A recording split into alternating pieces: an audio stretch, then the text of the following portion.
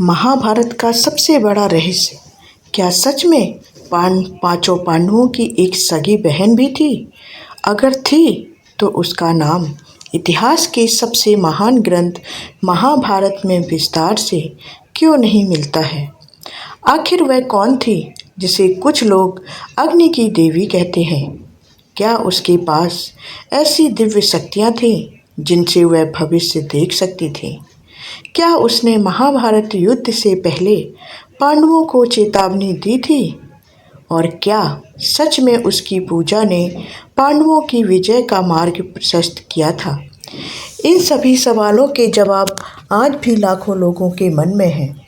लेकिन इस कहानी का सबसे बड़ा रहस्य अंत में सामने आएगा, इसलिए इस वीडियो को आखिर तक ज़रूर देखें और चैनल को सब्सक्राइब कर लें, क्योंकि हम ऐसे ही महाभारत के रहस्य लेकर आते हैं। और वीडियो को लाइक करें और यह जानकारी लोगों तक शेयर करें। चलिए शुरू करते हैं। महाभारत केवल एक युद्ध की कहानी नहीं है, बल्कि यह हजारों पात्रों, अनगिनत घटनाओं और अनसुलझे रहस्यों का महासागर है। इस महाग्रंथ में कई ऐसे पात्रों का उल्लेख मिलता है जिनके बारे में बहुत कम जानकारी दी गई है। समय के साथ इन्हीं पात्रों से जुड़ी अनेक लोक कथाएं और मान्यताएं भी प्रचलित हो गईं। ऐसी ही एक रहस्यमयी कथा है कि पांचों पांडवों की एक सगी बहन भी थी, जिसका नाम था सास्वती। कुछ कथाओं में उन्हें स्वाहा देवी का स्वरूप और अग्नि की देवी कहा गया है। कहा जाता है कि उनका तेज इतना अद्भुत था कि साधारण मनुष्य उनके सामने अधिक देर तक टिक नहीं सकता था।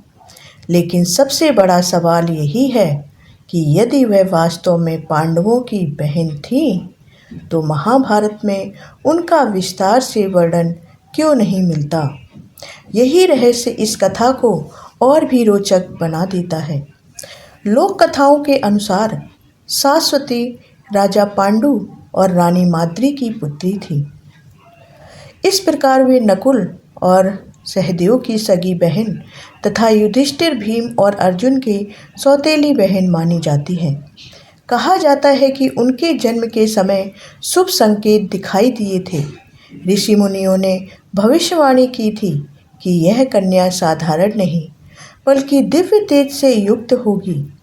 बचपन से ही उनमें असाधारण बुद्धि, साहस और आध्यात्मिक शक्ति दिखाई देती थी। कुछ कथाओं में यह भी कहा गया है कि वे भगवान श्री कृष्ण की परम भक्त थीं और उनका अधिकांश समय तप, यज्ञ और भगवान के ध्यान में बीतता था। इसी स्थान पर इस कथा का दूसरा रहस्य सामने आता है। आखिर सास्वती को अग्नि की देवी क्यों कहा जाता है? लोक मान्यताओं के अनुसार वे स्वाहा देवी का अवतार मानी जाती हैं। हिंदू धर्म में जब भी हवन या यज्ञ में आहुति दी जाती है, तब एक शब्द बोला जाता है, स्वाहा। कहा जाता है स्वाहा। मान्यता है कि स्वाहा के उच्चारण से ही अग्निदेव तक आहुति पहुंचती है। इसी कारण कुछ परंपराओं में सास्वती को स्वाहा देवी का ही रूप माना गया है। कहा जाता है कि जहाँ वे यज्ञ में उपस्थित होती थी, वहाँ अग्नि स्वतः प्रज्वलित हो उठती थी और वातावरण दिव्य ऊर्जा से भर जाता था। यही कारण है कि उन्हें अग्नि की देवी कहने की परंपरा प्रचलित हुई। कहा जाता है कि सास्वती केवल आध्यात्मिक शक्ति से ही नहीं, बल्कि युद्ध कला में भी निपुण थी। उन्होंने धनुर्विद्या, तलवारबाजी और अनेक शस्त्रों का ज्ञान प्राप्त किया था। कुछ लोक कथाओं में तो यह भी कहा जाता है कि उनकी धनुर्विद्या देखकर बड़े बड़े योद्धा भी आश्चर्यचकित रह जाते थे। वे अर्जुन की तरह लक्ष्य भेदी मानी जाती थी। हालांकि इन बातों का स्पष्ट उल्लेख महाभारत के मूल ग्रंथ में नहीं मिलता, इसलिए इन्हें लोक परंपरा का हिस्सा माना जाता है।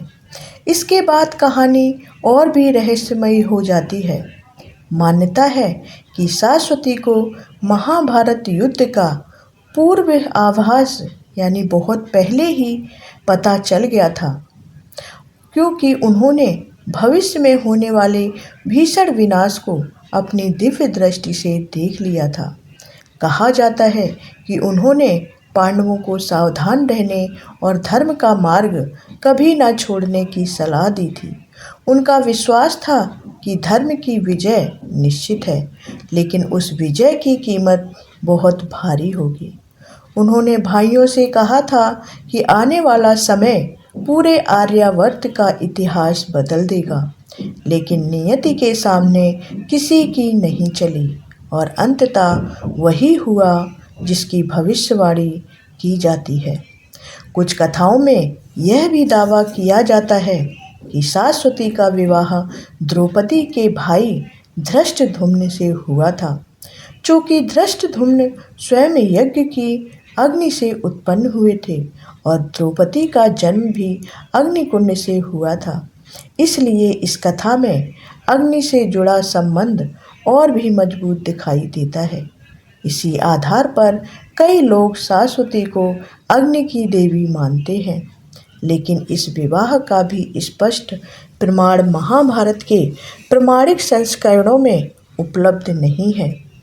इतना सब सुनने के बाद सबसे बड़ा प्रश्न यही उठता है कि यदि सरस्वती वास्तव में इतनी महत्वपूर्ण थी, तो महाभारत में उनका विस्तृत वर्णन क्यों नहीं मिलता? इसका उत्तर यह है कि महाभारत के प्रमाणिक संस्कृत ग्रंथों और गीता प्रेस जैसे मान्य संस्करणों में पांडवों की सरस्वती नाम की किसी सगी बहन का स्पष्ट उल्लेख नहीं मिलता।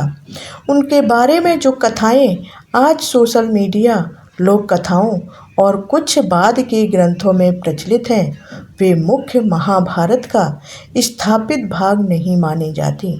इसलिए इतिहास और आस्था के बीच अंतर समझना आवश्यक है। यही इस कथा का सबसे बड़ा रहस्य है।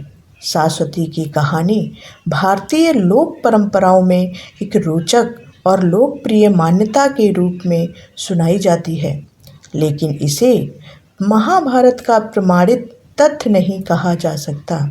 तो दोस्तों, पांडवों की कथित सगी बहन सरस्वती की यह रहस्यमयी कहानी आपको कैसी लगी? क्या आपको लगता है कि यह केवल एक लोक कथा है या इसके पीछे कोई ऐसा रहस्य छिपा है जो समय के साथ इतिहास ने ओझल कर दिया हो? अपनी राय हमें कमेंट में ज़रूर बताएं। अगर आपको ऐसी ही महाभारत, रामायण और सनातन धर्म से जुड़ी रहस्यमयी और रोचक कथाएं पसंद हैं, तो वीडियो को लाइक करें, चैनल को सब्सक्राइब जरूर कर लें और बेल आइकन दबाना बिल्कुल भी ना भूलें, ताकि हमारी हर नई वीडियो सबसे पहले आप तक पहुंचे। मिलते हैं अगली वीडियो में एक और अनसुने रहस्य के साथ। तब तक के लिए धन्यवाद। जय श्री कृष्णा।